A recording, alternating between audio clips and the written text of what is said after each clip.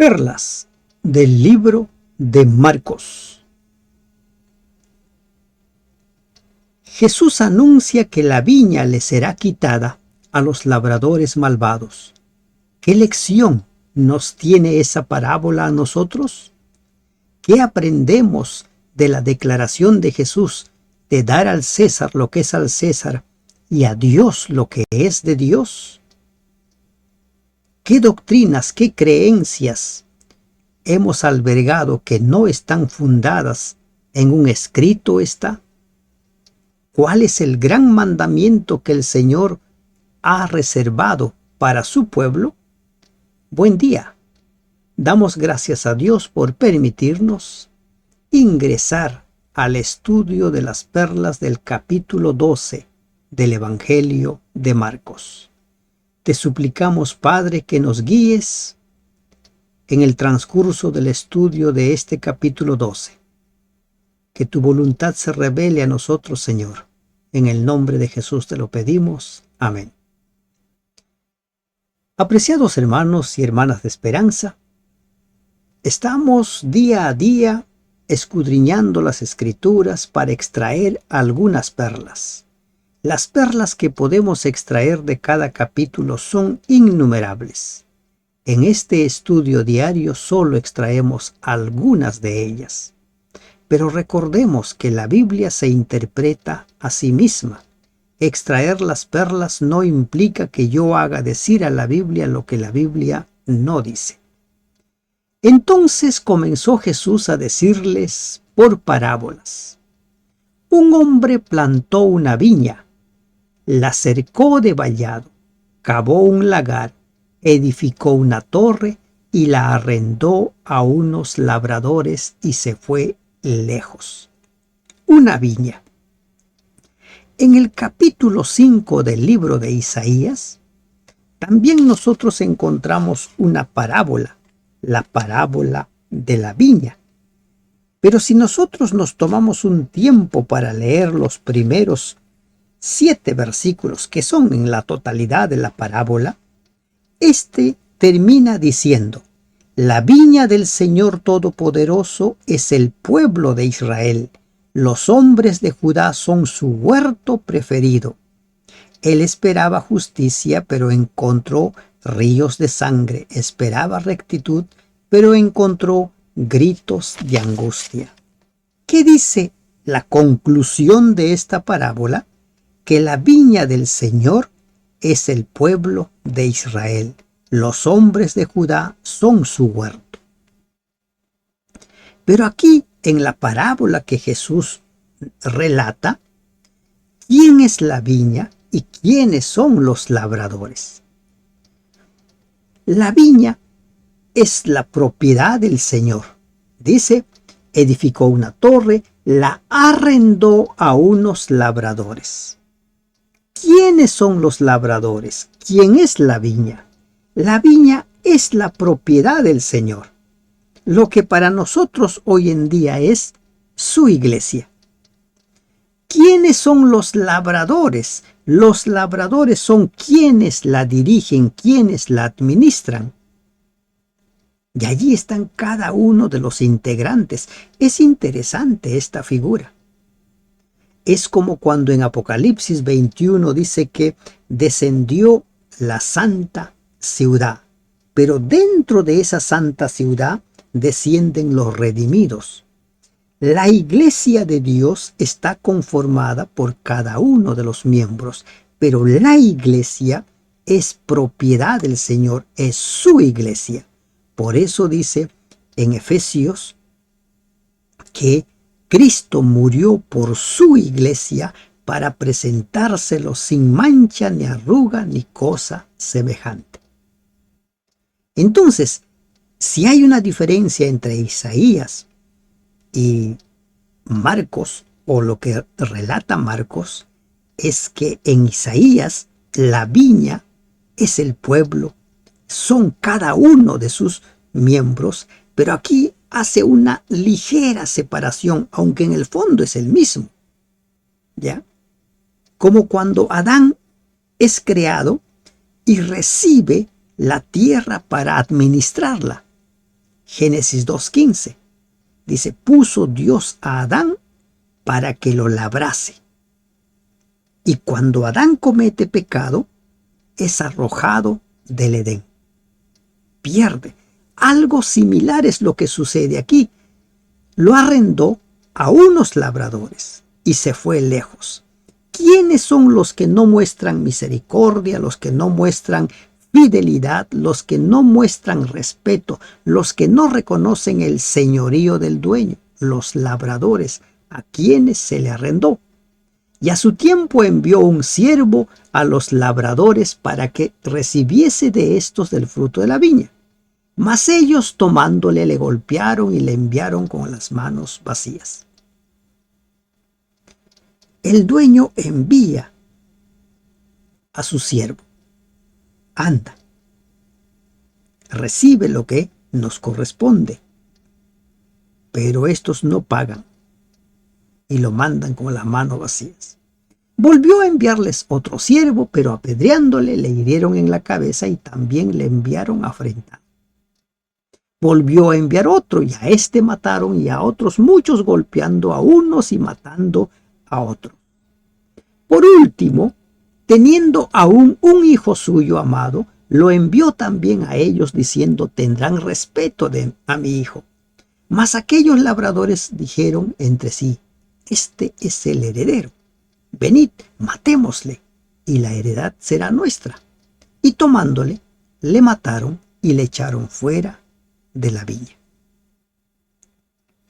¿Quiénes son los que se están comportando deslealmente? Aquellos a quienes se les había entregado la viña para que lo cuidaran, para que le hicieran producir. Pero estos desconocen el señorío del dueño y empiezan a comportarse como si fueran los dueños. A Adán se le puso para administrar la tierra y como no resultó fiel, fue pesado y fue hallado falto, fue arrojado. ¿Y ahora qué va a suceder con esto? Dice, ¿qué pues hará el señor de la viña? Vendrá y destruirá a los labradores y dará su viña a otros administradores. ¿Se dan cuenta? Y como vamos a ver versículos más adelante, estos hombres, los fariseos, entendieron perfectamente que ellos eran los labradores malvados, que ellos simbolizaban a los que golpearon a los siervos, a los profetas, que ellos son los que están allí armando el complot para matar a Jesús. Pero Jesús les dice, lo mataron. No dicen a punto está de matar, sino lo mataron. Y ellos se identifican perfectamente. La viña del Señor en el presente es su iglesia. Los labradores somos cada uno de nosotros, cada uno de los líderes que cumplen esa función de guiar, de hacer producir a esa viña, a esa iglesia. Pero si son hallados faltos, ¿qué sucede? Se les quita el control y la viña es entregado a otros. Hay muchos hoy en día que tratan de ver, a ver, ¿dónde está la iglesia de Dios? La iglesia de Dios es una sola.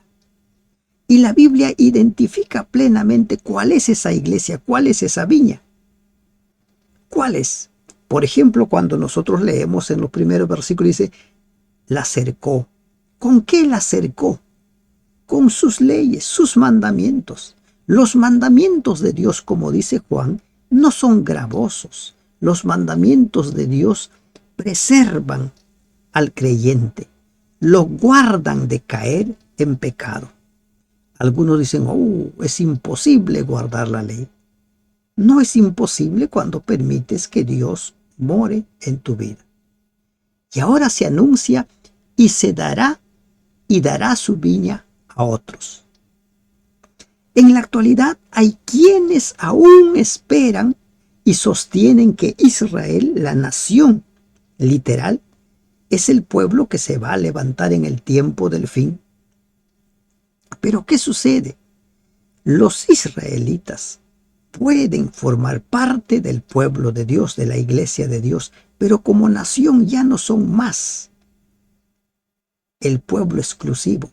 La iglesia de Dios conformada por los israelitas que se arrepienten y por los gentiles que se arrepienten son los que forman esa nueva viña. ¿Por qué? Porque se le dio a otros administradores fieles. ¿Qué hemos leído en el versículo 7 de Isaías? Esperaba justicia, pero no encontró justicia, sino ríos de sangre. Esperaba rectitud, pero encontró gritos de angustia. Y es eso lo que sucedía también en el tiempo de Jesús, y ahora Jesús dice, se dará a otros. En la profecía de las 70 semanas de Daniel 9, dice, 70 semanas están separadas para tu pueblo.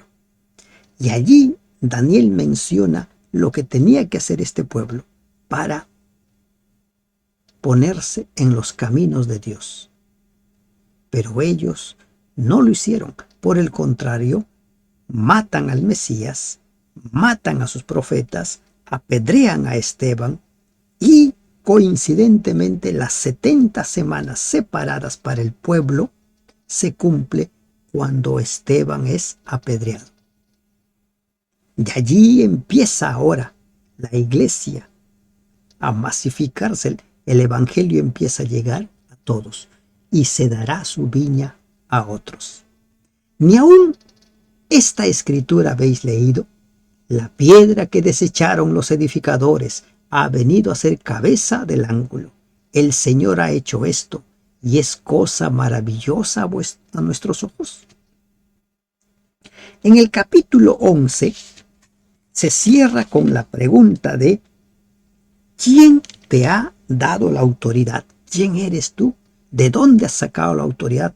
Ahora Jesús dice que Él es ese hijo, que Él es el hijo del dueño. Es la autoridad que tiene. Y ahora Jesús le dice, esa piedra que han desechado ha venido a ser la cabeza del ángulo. Esa es la autoridad que yo tengo. Deja en claro quién es Él perfectamente. La autoridad que Él tiene es porque Él es el dueño. El hijo del dueño se le presenta aquí como el hijo del dueño que va a ser muerto. De allí proviene su autoridad, porque como dice Juan, como dice Colosenses, como dice Hebreos, Él fue el creador de todo. Él es. Y procuraban prenderle porque entendían que decía contra ellos aquella parábola. Para ellos les resultó claro que a ellos se les estaba comparando con los labradores malvados, con los que no querían pagar el arriendo, con los que golpeaban a los siervos, con los que matarían al hijo, a ellos. Pero temían a la multitud y dejándole se fueron. Pero estaban decididos a acabar con él. No les importó verse al descubierto. No les importó que su complot para prender y matar a Jesús fuera puesta al descubierto con esa parábola. Ellos seguían, pero estaban esperando el momento oportuno. Y le enviaron a algunos de los fariseos y de los herodianos para que les sorprendiesen en alguna palabra. Viniendo ellos, le dijeron, Maestro, sabemos que eres hombre veraz y que no te cuidas de nadie, porque no miras la apariencia de los hombres, sino que con verdad te enseñas el camino de Dios. Y ahora lanzan la pregunta, la artimaña, quieren sorprender a Jesús, quieren encontrar un causal para condenarle a muerte. ¿Es lícito dar tributo a César o no? ¿Daremos o no daremos? En este capítulo 13 vamos a encontrar dos lecciones claras sobre la validez de devolver lo que es de Dios a Dios. Dos. En esta parte y en la ofrenda de la viuda. Pero es interesante que estos hombres reconocían cómo era Jesús, quién era Jesús. Jesús era un hombre veraz. Y es lo que nosotros también tenemos que aprender, a ser veraces, a no ser mentirosos, engañadores. Que no te cuidas de nadie. No está allí desconfiando de la gente, este sí, esto no, como una persona paranoica. No, no se cuida de nadie, porque quien es transparente no necesita cuidarse de nadie. Porque no miras la apariencia de los hombres, no juzgas según la apariencia, no hace acepción de personas. En todas las virtudes que reconocen a Jesús estos hombres, sino que con verdad enseñas el camino de Dios. Ellos están diciendo algo cierto, pero aquí ellos lo están utilizando como una salamería. Pero no era mentira, porque Jesús enseñaba con verdad el camino de Dios, conforme estaba escrito. Y la pregunta ¿es lícito? ¿Es legal dar tributo a César o no? ¿Daremos o no daremos? Tú dinos. En pocas palabras le están diciendo, tu palabra es ley. En el fondo es una gran verdad, pero ellos lo estaban diciendo como para ponerle una trampa. Entonces, ¿qué hace Jesús? Jesús hace aquí realmente algo sorprendente. Y aquí está la enseñanza para nosotros. Miren lo que dice. Mas él, percibiendo la hipocresía de ellos, les dijo: tienes que aprender a darte cuenta sobre las intenciones de las personas. La hipocresía, la falsedad es muy común en las personas. Cuando alguien es demasiado bueno contigo, tienes razones suficientes para empezar a sospechar. Cuidado con los salameros. ¿Por qué me tentáis? Traedme la moneda para que la vea. Ellos tientan. A ver cómo le hacemos caer. Ellos se la trajeron y les dijo: ¿de quién es esta imagen y la inscripción? Ellos dijeron: de César. La respuesta de Jesús realmente es sorprendente. Les pide a ellos que traigan una moneda. En pocas palabras, ustedes tienen la respuesta a la pregunta. Cuando algunas personas vienen a consulta y suelen decir que no saben lo que les está pasando, siempre llegamos a un puerto de que ellos tienen las habilidades y las herramientas para solucionar el problema, el motivo de consulta. Lo tienen. Y aquí Jesús les dice: tráiganme la moneda. ¿Quién les da la moneda? Ellos. Ellos tienen la moneda. Ellos muy bien podían haber visto lo que Jesús vio, pero no veían lo que Jesús vio porque su mirada, su atención, su fijación estaba en otra cosa. Querían deshacerse de Jesús. Respondiendo Jesús les dijo: dad a César lo que es de César y a Dios lo que es de Dios. Y se maravillaron de él. ¿Qué está diciendo Jesús? Paga tus impuestos. Pero también les está diciendo: y devuelvan a Dios lo que es de Dios. ¿Y qué cosa es de Dios? Cuando nosotros leemos Malaquías capítulo 3, versículos 8 y 9, leemos claramente qué cosa es de Dios. Dice, el 8 dice: ¿acaso roba el hombre a Dios? Ustedes me están robando. Y todavía preguntan: ¿en qué te robamos? Y responde: en los diezmos y en las ofrendas. Ustedes, la nación entera, están bajo gran maldición, pues es a mí a quien están robando. Solo yo puedo convertirme en un ladrón cuando tomo lo que no es mío. ¿Qué dice Jesús en Marcos 12:17? Y a Dios lo que es de Dios. ¿Y qué es de Dios? Los diezmos y las ofrendas. Así de sencillo. Hay quienes dicen en el Nuevo Testamento Jesús ya no enseña sobre la necesidad de devolver diezmos y ofrendas. Eso era en el pasado. Falso. Paguen sus impuestos. Devuelvan a Dios lo que es de Dios. ¿Y qué dice Dios en Malaquías? Ustedes me están robando en los diezmos y en las ofrendas. Devuélvanme lo que es mío. ¿Para qué sirven esos recursos? Así como el Estado necesita de impuestos para funcionar, la Iglesia necesita de recursos para cumplir con su misión.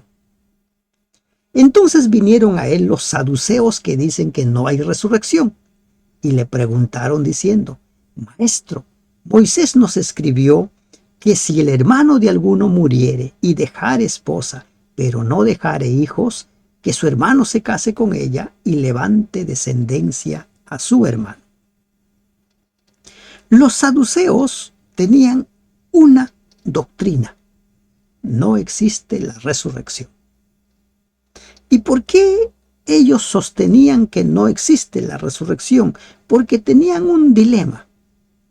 Si en la ley del levirato dice que si un hombre muere sin dejar descendencia, que su hermano se case con esa viuda y pueda procrear para él. Entonces ellos dicen, bueno, aquí hay un problema, y le presentan ese dilema moral a Jesús. Hubo 7 hermanos, el primero tomó esposa y murió sin dejar descendencia. El segundo se casó con ella y murió y tampoco dejó descendencia, y el tercero de la misma manera. Y así los 7 y no dejaron descendencia, y después de todos murió también la mujer. Miren, aquí ellos están inventando el dilema moral, porque ¿qué persona se casa con 7 hermanos, verdad? Hasta que crezca el séptimo, ya la otra persona debe estar bien avanzada de edad. Pero bueno, ponen el dilema. Y preguntan a Jesús: en la resurrección, pues, cuando resuciten, ¿de cuál de ellos será ella mujer, ya que los 7 la tuvieron por mujer? A ver, dime, Jesús, ¿cómo va a ser esto? Como ellos no entendían, entonces llegaron a una conclusión y dicen: no existe resurrección. Hoy en día hay mucha gente, porque no entiende bien ciertas verdades, han ido creando y creando muchas doctrinas. Incluso van inventando, así como estos señores, ¿no? Van inventando, van dejando de lado verdades que están bien dichas en la palabra de Dios. Entonces respondiendo Jesús les dijo: ¿no erráis por esto, porque ignoráis las Escrituras y el poder de Dios? ¿Ah? La forma interrogativa, ¿no?, implica que Jesús esperaba una respuesta afirmativa. ¿No están equivocados ustedes porque ignoran las Escrituras y el poder de Dios? Miren, Jesús una vez más les lleva a las Escrituras. Ustedes ignoran las Escrituras. ¿Y qué dice las Escrituras? Ahora Jesús le dice: porque cuando resuciten de los muertos, ni se casarán ni se darán en casamiento, sino serán como los ángeles que están en los cielos. ¿Por qué te haces problema? Has creado una doctrina de un supuesto, porque tú estás suponiendo que cuando resuciten las personas se van a casar. Pero ese es un supuesto tuyo, no es un dicho por la palabra de Dios, no es el pensamiento de Dios, no es la verdad. Muchos de nosotros vivimos en base a supuestos, creamos muchos conceptos, argumentos en base a supuestos, afirmamos cosas, discutimos sobre supuestos, no sobre un escrito está. ¿Y cuál es la verdad? Le dice: los que resuciten van a ser como ángeles, y los ángeles no se casan. Los saduceos quedaron silenciados. Y añade todavía Jesús: pero respecto a que los muertos resucitan, ¿No habéis leído en el libro de Moisés cómo le habló Dios en la zarza diciendo, yo soy el Dios de Abraham, el Dios de Isaac y el Dios de Jacob? ¿A dónde les lleva Jesús otra vez a los saduceos? A las Escrituras. Jesús siempre utilizó las Escrituras del Antiguo Testamento. Siempre. No es como hoy en día dicen, el Antiguo Testamento ya no sirve. Jesús le dio esa validez, lo mencionó más de una vez para enseñar grandes verdades, pero hoy en día muchos iluminados dicen, el Antiguo Testamento ya no sirve. Y Dios no es Dios de muertos, sino Dios de vivos, así que vosotros mucho erráis. Así que ustedes están muy equivocados. El Dios no es Dios de muertos, sino de vivos. Ustedes andan muy equivocados, dice la Nueva Versión Internacional. ¿Y por qué estaban equivocados? Porque formaron su doctrina por supuestos, por lo que ellos pensaban, por lo que ellos creían. Por eso es que no es bueno eso de yo creo, a mí me parece. Ten cuidado.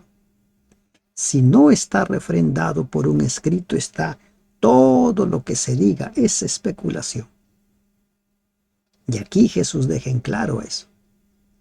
Abraham, Isaac, Jacob van a resucitar.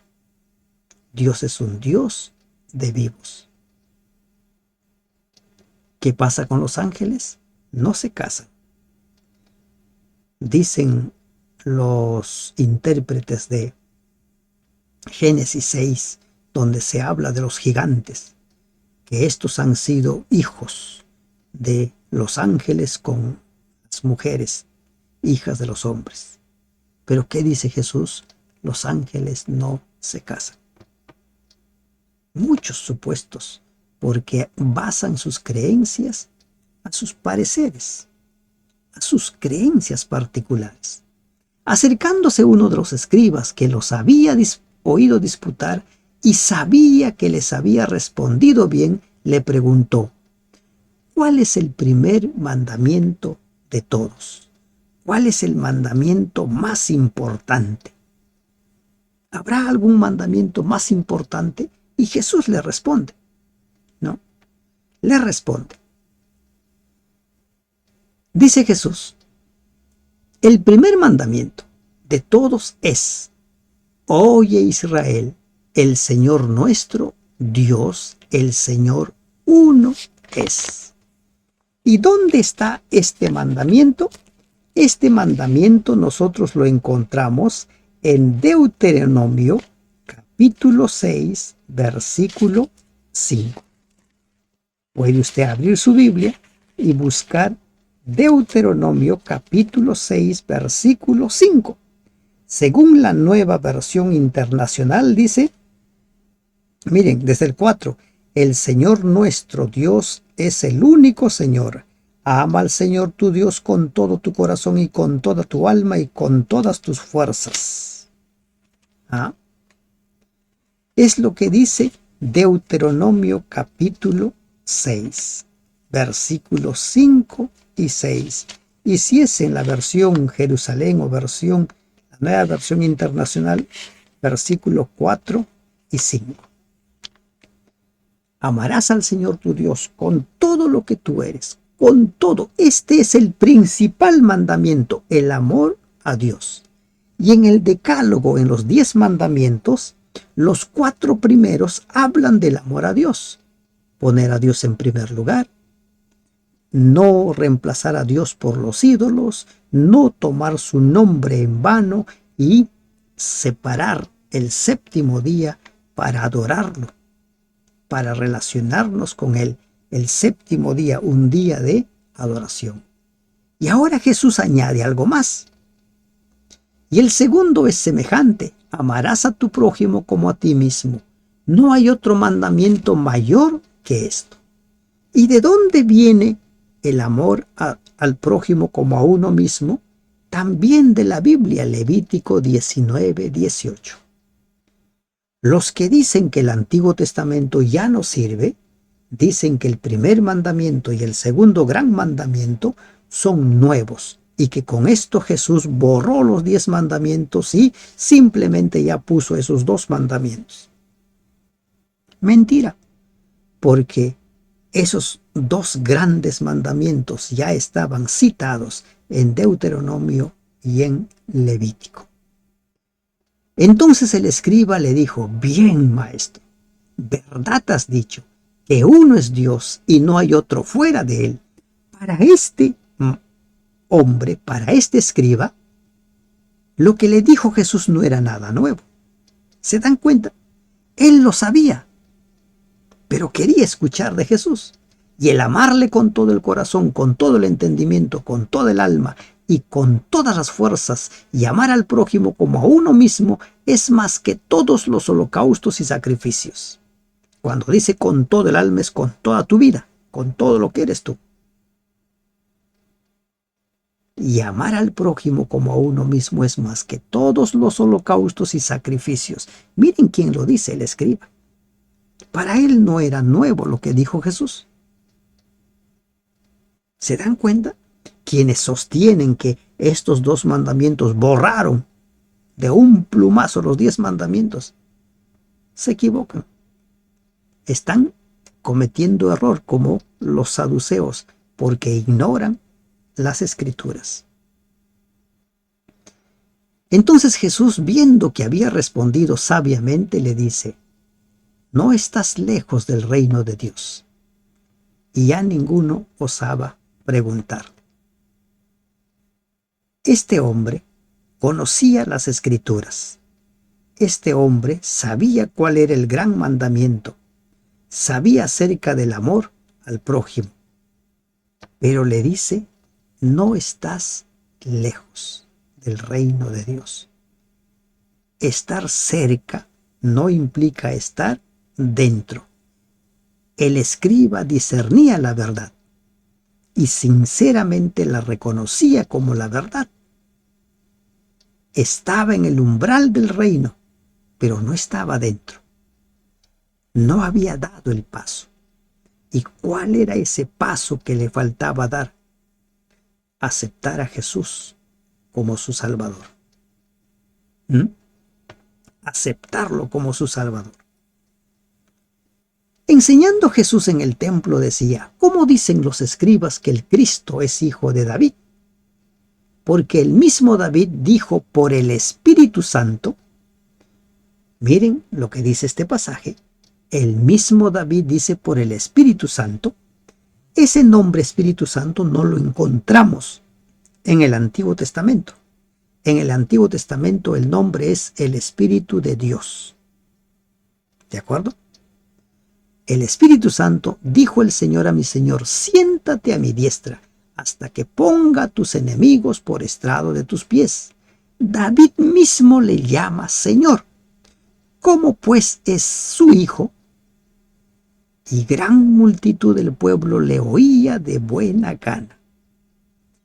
Así como en el libro de Hebreos, el apóstol Pablo tiene el propósito de demostrar la superioridad de Jesús sobre los ángeles, sobre Aarón, sobre Moisés, sobre cada uno de los símbolos que lo representaban en el pasado. Ahora Jesús les va a enseñar una gran verdad. ¿Qué es lo que creían los judíos de su tiempo? Que el Cristo era hijo de David. Y por eso dicen cuando hace su ingreso triunfal a Jerusalén: bendito el que viene en el reino de David. El hijo de David. La promesa de Dios a David fue de que en ese trono nunca faltaría uno de su descendencia. Esta promesa fue interpretada por los israelitas, por los judíos, como que el Cristo sería un hijo de David. Tenía que ser hijo de David. Es la conclusión a la cual llegaron. Una vez más, grave error cuando nosotros usamos nuestro parecer. A mí me parece que esto es así. Yo creo que esto es así. ¿Se dan cuenta? Muchos errores. como los que sostenían que Elías debía venir primero, ¿no? Y esperaban que Elías venga. Asumieron que así tenía que ser. Interpretaciones particulares. ¿Qué dice el apóstol Pedro? Las escrituras, las profecías no son de interpretación privada. Y ahora Jesús va a corregir ese error. Les dice, ¿cómo es esto? David le llama Señor. ¿Cómo es su hijo? Nadie llama Señor a su hijo. Dejando en claro que Jesús, que el Cristo, es el Dios encarnado, no es un descendiente de David. Es el Dios encarnado, pero por la línea de sus padres adoptivos, ¿no? O del padre adoptivo, José, está en la línea de David, pero él es el Cristo. Y les decía en su doctrina, guardaos de los escribas que gustan de andar con largas ropas y aman las salutaciones en las plazas, y en las primeras sillas en las sinagogas, y los primeros asientos en las cenas, que devoran las casas de las viudas y por pretexto hacen largas oraciones. Estos recibirán mayor condenación. Te invito a leer estos 3 versículos ahora pensando en la realidad, en la iglesia donde tú congregas, en los líderes que tienes. Trata de visualizar cuánto de esto se está repitiendo. Miren, Jesús describe la actitud de los líderes religiosos de su tiempo, pero ¿cuánto de esto se repite hoy día? Les voy a leer en la nueva versión internacional, ¿de acuerdo? Versículos del 38 al 40. Dice, tengan cuidado de los maestros de la ley, ¿ya? Los predicadores, cualquier líder. Les gusta pasearse con ropa ostentosa y que los saluden en las plazas, ¿no? Les gusta ostentar, les gusta ser reconocidos, ser saludados. Les gusta ocupar los primeros asientos en las iglesias y los lugares de honor en los banquetes. ¿Le resulta familiar? Quizás con usted mismo o con alguien. Se apoderan de los bienes de las viudas y a la vez hacen largas plegarias para impresionar a los demás. Estos recibirán peor condenación, peor castigo, dice la versión internacional. Mucho nos gustan los privilegios, nos gusta que nos aplaudan, nos gusta figurar, nos gusta ostentar. Tengamos cuidado. Cuando leamos pasajes como estos, no nos concentremos en lo que fueron los judíos de ese tiempo, los fariseos de ese tiempo, sino en nuestro presente. ¿Cuánto de eso se está repitiendo en mí o en la congregación donde yo reúno? ¿Cuánto de eso? Y si lo detectamos, si lo detecto en mi vida, hay que procurar hacer cambios. Y si detectamos en otros líderes, hay que procurar que se den cuenta de que no es la actitud correcta. Estando Jesús sentado delante del arca de la ofrenda, miraba cómo el pueblo echaba dinero en el arca, y muchos ricos echaban mucho. Y vino una viuda pobre y echó 2 blancas, o sea, un cuadrante. Jesús está observando cómo las personas traen sus ofrendas y las van entregando. En ningún momento Jesús interviene para decirlo, ¿saben qué? Ya no traigan ofrendas. ¿Para qué van a traer? ¿Para qué? No lo hagan. Hoy en día, quienes sostienen que no se debe dar ofrendas ni diezmos, aluden muchas causales por las cuales ya no se debe dar. Una de ellas es que, según ellos, en el Nuevo Testamento la Biblia ya no habla de ofrendas ni de diezmos. Miren, esta mujer pobre, como dice Jesús, tenía muchas razones para no ofrendar. Pero ella fue y ofrendó. ¿Y qué hace Jesús? Llama a sus discípulos y les dice: de cierto os digo que esta viuda pobre echó más que todos los que han echado en el arca, porque todos han echado de lo que les sobra, pero ésta de su pobreza echó todo lo que tenía, todo su sustento. Esta mujer pobre tenía muchas razones para no dar. Algunas: soy pobre, no me alcanza ni para comer, así que no tengo por qué dar.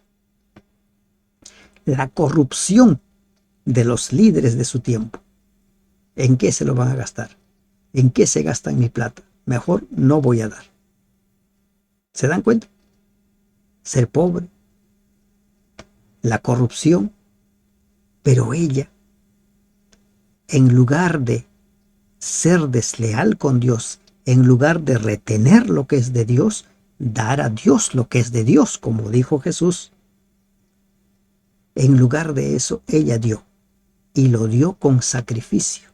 No dio lo que le sobraba, sino devolvió a Dios lo que era de Dios. ¿Se dan cuenta? Ella podía haber encontrado muchas excusas para no dar. Jesús mismo pudo haberle dicho: ¿sabes qué, mujer? Tú necesitas más esas blancas, por el contrario, a ti te deben dar. No des eso. Y además, estos líderes corruptos, ¿en qué se lo van a gastar? Y además, en la tesorería no va a marcar la diferencia tus blancas. No. Jesús resaltó la fidelidad de esta mujer en devolver a pesar de todas las circunstancias en contra. Esa fidelidad de esta mujer es la fidelidad que nosotros debiéramos de imitar. Esta es una gran perla para nosotros. Es esa fidelidad hacia Dios en medio de la adversidad, en medio de la crisis, la carencia, de la corrupción. Esa fidelidad hará que nosotros nos mantengamos en pie aún en las peores circunstancias que nos toque afrontar. Devuelve a Dios lo que es de Dios. Da al César lo que es del César. Que Dios te bendiga.